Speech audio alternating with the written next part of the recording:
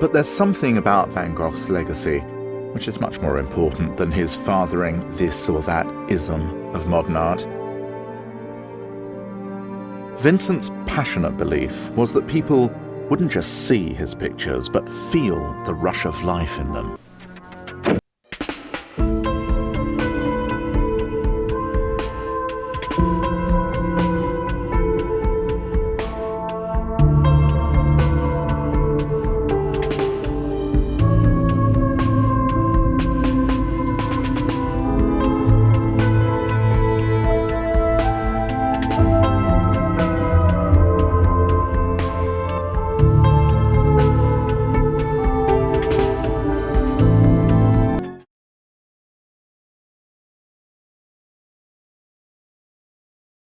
Hello and welcome to True Crime Rocket Science, the most authentic voice in true crime.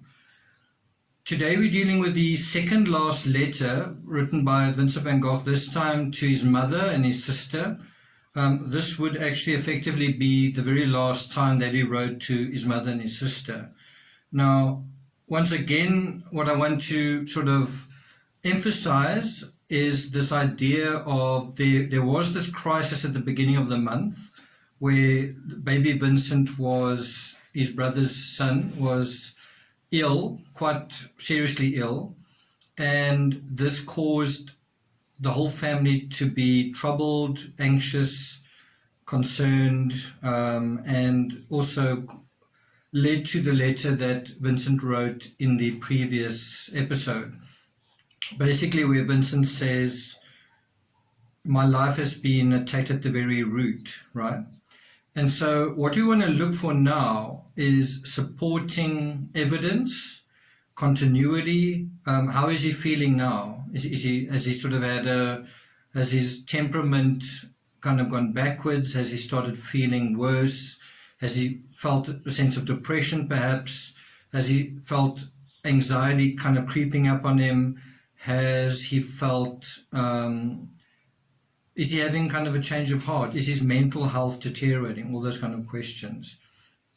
Now, one person, I think she asked me on Patreon, or it could actually also be in a comment on the previous YouTube video, named Stephanie. She asked a really good question, which is, what did Theo and Joe say about Vincent? Like, do they believe he committed suicide? And there's a short answer to that and then a longer answer. I'm not going to address that in too much detail right now. I'm sure a lot of you will be almost making up your minds already, kind of going, wow, so if his own brother thought he committed suicide, or if his own sister-in-law, then I don't think you've got a case here, do you? I mean, what would you know? You're coming here 130 years later. So surely if they believed he committed suicide, why wouldn't he have committed suicide? So what I'm going to say in that respect, I think those of you who've religiously been watching all the episodes going back to, I think, May, but including dealing with the ear incident, I think you would maybe have a interesting response to that.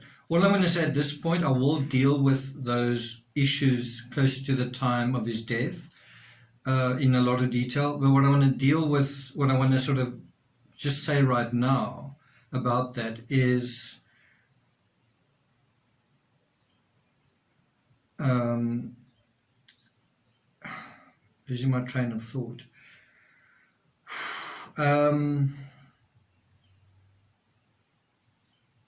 Is that the ear incident is a kind of a parallel narrative to this particular incident. So in other words, and to an extent, even the time he spent in Saint-Remy is also a parallel narrative. What I mean is, the art historians and the pundits and the experts say, for example, Van Gogh was very troubled, very disturbed, he cut off his own ear.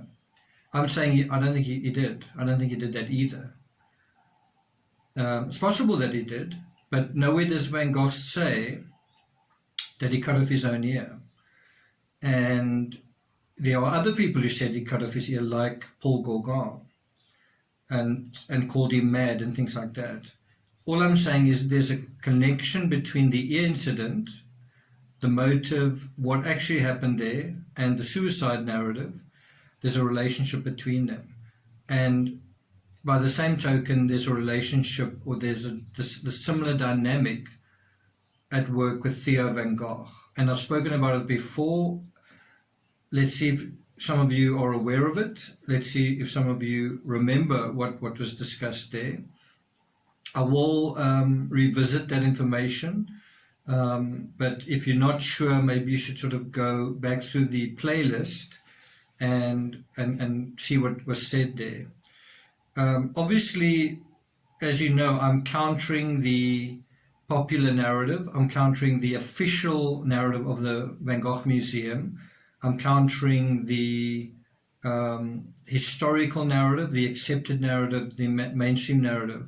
And I'm fully aware that people will say, who the F are you? What are your credentials? Are you an art expert? Who the F do you think you are? I mean, all these other people believe this, what are you trying to do? Well, I legitimately believe that the mainstream narrative is wrong. I don't think it's wrong for one or two little reasons. I think it's wrong for some big reasons. And I also think there's a big reason why this myth is being perpetuated. So if you want to sort of also sort of make up your mind and say, I actually think he did commit suicide, that would be completely rational. You would be with the majority. You would be with the experts. This channel and this episode is dealing with authentic matters and also dealing with what I call true crime rocket science, trying to get to the heart of the matter. So let me deal with Van Gogh's letter. I'm actually not reading it from my notebook today, so I might struggle a little bit to get to some of the fine print. There was a power surge and my power cable to my laptop blew, and since it's a Samsung, apparently it's quite expensive to replace and it's going to take a few days. So I've already ordered it, but it's unfortunately not available right now. So I'm going to be reading it off another phone. So if I'm a little bit struggling to see the text, please excuse me. But I can nevertheless, I think, make do. So it's not clear from the archive when exactly this letter was written. It was between the 10th and the 14th of July, 130 years ago, around about this time. Also, like I said, it was written to his mother and sister. It wasn't two letters, it was one letter to them both. His last letter effectively to them. And it is clearly written after he wrote to Theo and Joe. That's quite important. That's quite an important point to emphasize. Okay, so here we go with the letter. He writes, "Dear mother and sister, sincere thanks for your kind letters, which gave me a great deal of pleasure. For the present, I feel calmer than last year, and the turmoil in my head has really abated so much. I've always believed that, incidentally, that seeing the old surroundings again would have this effect." Now, I'm not sure exactly what he means by old surroundings. I don't know if he means Paris. I don't know if he means the part of France that he was more familiar with. I'm not quite sure what he means by that.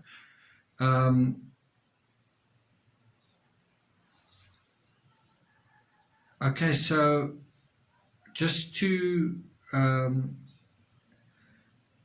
emphasize another part is, what is he saying here? In the very first paragraph of his letter, he's saying, for the present, I feel calmer. He's not saying I'm feeling more anxious. I'm feeling a crisis stealing upon me. And Van Gogh is someone who will tell it like it is. He will say, this is what I'm experiencing, right? He's very expressive in that way. So he says, I feel calmer than last year, and the turmoil in my head has really abated so much. Present tense. The turmoil has abated. Not the turmoil has come back. I'm feeling turmoil again. He's saying the turmoil has abated. And so this is what I want to kind of emphasize is about 2 weeks before he's supposed to commit suicide, because he's troubled, because he's got turmoil, because he's disturbed, because he's mad, he's telling his own mother, the turmoil in my head is abated. These are Van Gogh's own words. They're not my words. I didn't write this letter. It's not a historian who's written this. This is his letter. And it's, as I say, the letter written after the letter to Joe and Theo, where he talks about my life's attacked at the very root. He's saying, essentially, the storm has abated. Things have improved. I'm in a better place. Does that make sense? Do you agree with that? In the next paragraph, he says, I often think of you both and would very much like to see you again. Very good that Will is for Wilhelmine, started working in the hospital, and that she says the operations weren't as bad as she expected, precisely because she appreciates the means of lessening the pain and the way many doctors endeavor to do what is to be done simply and sensibly and with kindness. Well, I call that looking at things the right way and having faith. So again, that's what he's talking about. He's talking about having faith. He's talking about Will and obviously showing interest and concern for his sister and her relatively new job, I think. It seems as though he's talking about anesthetics. I'm not 100% sure when anesthetics came on board. I would search for that and give you that information, except I'm not at my PC and I don't have my laptop working. But I can maybe put that in the description of the comments. But it does seem that he's talking about something related to anesthetics. I think it may have come online around about this time, 1890. I could be wrong. Anyway, he goes on to say, but precisely for one's health, as you say, it's very necessary to work in the garden and to see the flowers growing. Now, as those who know me in true crime, I often talk about flowery language and how colorful language often is a clue, not always, but can be a clue to what someone is thinking generally, right? And so here he talks about working in a garden. He talks about seeing the flowers growing. And that is something that I think he relates to for a couple of reasons. Number one, he's just painted Dubigny's garden. So that is what he's been doing. He's been in a garden, painting a cat running across the lawn, painting the flowers and so on. He's also been in someone else's garden. He's been in Dr. Gachet's garden. He's been in that garden quite a lot. He's been in that garden painting several portraits thus far. So he's been spending a certain amount of time in gardens. Do you accept that? And being in a garden comes with a certain kind of psychology. It's kind of a happy moment. It's a peaceful moment. It is kind of I was in someone else's garden a moment ago. Timmy sort of ran off, and there's a little boy there that would like to look after him for a little while. That's where he is right now. But there's a little sense of being in a garden. There's a small little block of the countryside. It's a tamed piece of nature, and it is sometimes quite quaint, and it can be quite romantic when there's a woman in the garden, and it's maybe quite a wealthy homestead or something, and the flowers are growing. It can be quite a, I think, romantic and sort of sensual setting, don't you think? And he's saying for one's health, a garden can be quite nice. And I agree. As an author, I also have a garden, and between breaks from writing books and work, I get a lot of rest and respite and relief by just sort of going into the garden and doing a little bit of either gardening or pruning or looking out for the birds or whatever it is. He goes on to say, for my part, I'm wholly absorbed in the vast expanse of wheat fields against the hills, large as a sea, delicate yellow, delicate pale green, delicate purple of a ploughed and weeded piece of land, regularly speckled with the green of flowering potato plants, all under a sky with delicate blue, white, pink, violet tones. And so the word that he uses here over and over again is the word delicate. Now, why is he using the word delicate? Now, he's talking about being in a garden setting. He's talking about delicate colors, speckles, and so on. And to me, that feels like he's in the company possibly of a woman or a couple of women, and he's noticing their delicate features. They are young women as well. He's noticing the dresses that they're wearing, the patterns on their dresses, the colors that is in the fabric of their clothing. He doesn't say that here. He doesn't say it specifically, but bear in mind he's writing to his mother and his sister. And Vincent van Gogh's kind of got a track record with women that is a bit of a concern. It certainly would have been a concern to his father and his mother and so on. And he seemed to have shed that to some extent after Saint-Remy. But then, of course, he met Dr. Gachet's daughter and apparently met someone else called Elisa. What we know for a fact, and we've established in the previous videos, is right at the end of his life, he returned to painting a couple of portraits of women, right? That's a fact. Those portraits are there. It is a portrait of Adeline Revue. It's a portrait of Marguerite Gachet. In fact, about two portraits of her. And then another portrait of either the housekeeper's daughter or the housekeeper. We're not quite sure. But that's three portraits almost in a row of this woman in, as I say, kind of a garden setting.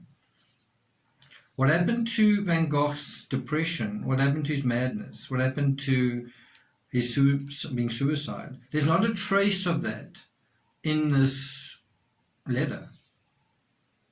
Maybe if we read further, we'll see something like that. So let's read on a bit. He says, "For my part, I'm wholly absorbed in the vast expanse of wheat fields against the hills." Okay, I've read that paragraph. Then under that he says, "I'm wholly in a mood of almost too much calm, in a mood to paint that." In other words, he's saying he's in such a calm mood by being surrounded by nature's bliss, nature's peace, that he almost feels like he's too in a restful state to deal with the energy of all of these delicate colors, to sort of do justice to and be sensitive to that level of detail. But this is Van Gogh speaking about himself to his mother and sister and saying, "I'm in a mood of almost too much calm." He's not saying that he's anxious, that he's worried about his brother. He's not saying that he's depressed, that he's despairing, that he's feeling a crisis. Van Gogh, speaking of himself to his mother and his sister in the last letter, is saying he's in a better place than he was the previous year, and is in a place of almost complete calm. That's Van Gogh's version of himself. So if you want to insist on bringing the suicide narrative, you are kind of forced to say, well, I think it was a random thing. I think it was, he just snapped. I think he had a bad moment. Maybe just out of the blue, he just felt despair stealing up on him. And you can make that argument. You can definitely make that argument. I just don't think it's true. And I think the facts support that. I think the forensic evidence supports that. And I think the dynamics surrounding the whole situation, the circumstances support that as well. Let's just finalize the letter. He talks also about, and this is in the final paragraph, he says, "I sincerely hope that you'll have really happy days with Theo and Joe, and like me, you'll see how well they look after the baby who looks well. So once again, this is challenging the art historian version, which is that Vincent was so troubled by what he saw and what was going on with his brother that he felt burdened. He sort of felt that he was a great burden to his brother and his new wife and their child. And so he committed suicide so he wouldn't be a burden. And yet here he's saying to his mother and sister that they look well. He might actually be giving them a glowing endorsement that they don't deserve, or he might be, varnishing the truth slightly. In other words, he might be saying things are a little bit better than they actually are. Because, of course, he doesn't mention anything here about the people that he saw at the apartment.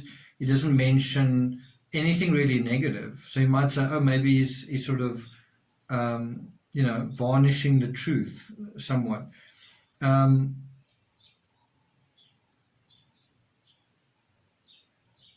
But he does seem to be writing authentically. He has been painting wheat fields. He talks about being wholly absorbed in the vast expanse of wheat fields. Well, he has been. He's just painted two big pictures of the wheat fields. He goes on to say, I hope you'll have really happy days with Theo and Joe, and like me, you'll see how well they look after the baby who looks well. In other words, Vincent's saying, I see how well they're looking after the baby, you're going to see how well they're looking after the baby. And he says the baby looks well. And what he actually means is, now the baby looks well. Now the baby appears healthy. A point to probably emphasize here is Vincent van Gogh was hoping that his family would come and visit him during the summer. In fact, that's something expressed in earlier letters. He said to Theo that, I hope you're going to come visit me in Orvez, and you can actually do that and go to Mother in the Netherlands, which is just above France. I actually traveled that way after I was in Orvez. I traveled from Paris to the Netherlands, so it's not really that far away. I think it's maybe an hour or two by train, but that's by quite fast train. But basically, it's kind of in the neighborhood. Anyway, the point is, I think there may have been some disappointment that his brother and wife and child weren't coming to see him in Orvez. And this is where I think you can also have a little bit of supporting evidence for your suicide narrative, but equally for a murder narrative, is from the moment Theo and Joe leave, it means Vincent's kind of on his own. And I don't think it's so much on his own as in he's alone. I mean, there's no one looking over his shoulder. There's no one who he's got to sort of report to. I kind of mean more when the cat's away, the mice will play. That's kind of what I mean. I mean, with his brother on holiday, I wonder whether he didn't have a sense of, well, maybe he should have a little bit of fun as well. Maybe he should have a little bit of I won't say a holiday, but indulge a little bit in what he wants to do. You could also say, while his brother was away, suddenly in that absence, he suddenly felt alone and despair, and his whole mood changed and whatever. But the thing is, there's still, I think, 2 letters to go. So we've still got, I think there's a letter written on the 23rd by Van Gogh, not 100% sure, but the 23rd would be 6 days before his death. That would be theoretically one of the most important letters to say, have you had a change of heart? Are you feeling blue? Is there some kind of suicidal snake slipping under the door, whispering into your ear kind of thing? So let's just conclude the letter. He also says something about how big Anna's children must be by now. Regards for today, I must get out and work, all embraced in thought, your loving Vincent. to me, the first sentences and first paragraph of Vincent van Gogh's letters, as well as the last, tend to convey quite a lot about, they tend to summarize where he's coming from, where he is in his mind, what he's thinking about when he starts the letter, and it also then closes it off. It kind of underlines kind of what he's been saying, or it sort of closes the door on what he's been saying. And so he ends it off his letter saying, "Regards for today, I must get out and work." That's what he's saying. This is someone who's enjoying Orvez. He finds it beautiful. He's been connecting with friends and family and people, and he's been painting a picture a day, some beautiful pictures, some of the best artwork that he produced. As you've seen, I've got two of the pictures he painted on the 10th in my bedroom. They are full of energy. They are full of liveliness. They're full of the vitality and fortification of the landscape. They're full of energy and emotion. And I don't really see it as negative emotion or dark emotion. They're colorful in a way that summer is colorful and full of vitality. And that is what I get. I get the sense of that from Vincent, is that he's also full of vitality, or he's feeling vitality flowing back into him. And that is why the suicide narrative is such a disservice to him. Okay, so we're approaching around about half an hour in this episode. I think I'm going to end off around about here. Apologies for the little bit of a disconnect. I've got to look on my phone to see the letter, but at least I can still do that. Hopefully I'll have the laptop up and running soon. It's still really cold here in South Africa. Last night the president spoke about increasing the policing or the enforcement of our lockdown regulations. So we are now, kind of entering the peak of coronavirus here. So things are getting quite fraught in a way.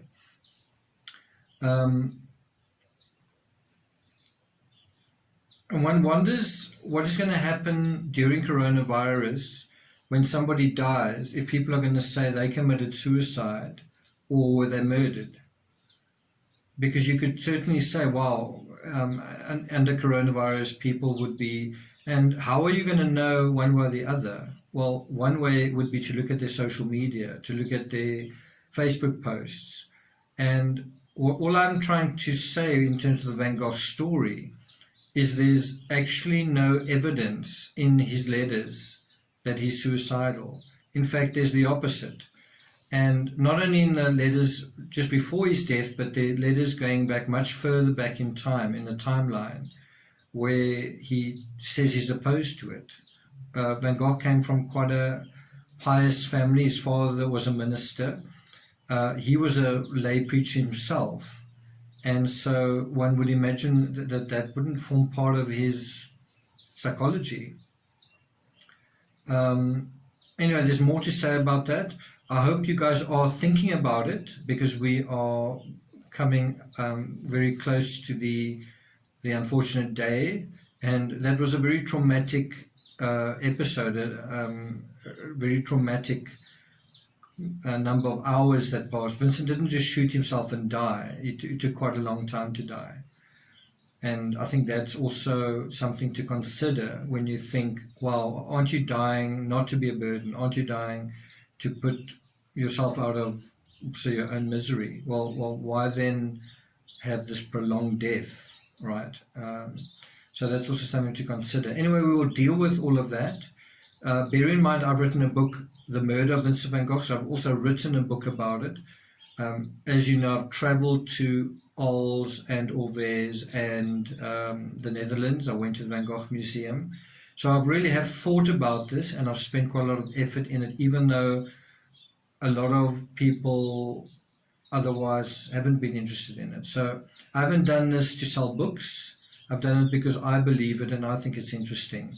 And if some of you do as well, then that's great, because I think it's worth paying attention to. It is something that could change art history of one of the world's most beloved artists. It's something that could fundamentally change. In other words, Vincent van Gogh might be a high-profile true crime case if we analyze the evidence. And there's a lot one can do. Look at the autopsy. There is actually a drawing. Look at the statements that were made. Look at the police reports, because there were police reports. Look at the diary entries. Look at all that kind of thing. And that's what I've done. I've done it as a real true crime case. In any event, thank you for listening. On Patreon is the latest TCRS review of the Dateline documentary. I think it's 40 minutes long, so you can check that out. There's also some additional analysis, kind of background on the on Nutgate, just some images that I found that show some further background in terms of the peanut allergy. So you can look at that. And then there's also Madeleine McCann, Beach of Light. That audiobook starts today on the $10 tier. It's early access, that's why it's relatively pricey. So look out for that, and I'll see you guys next time for the next episode of #130 Years Ago Van Gogh.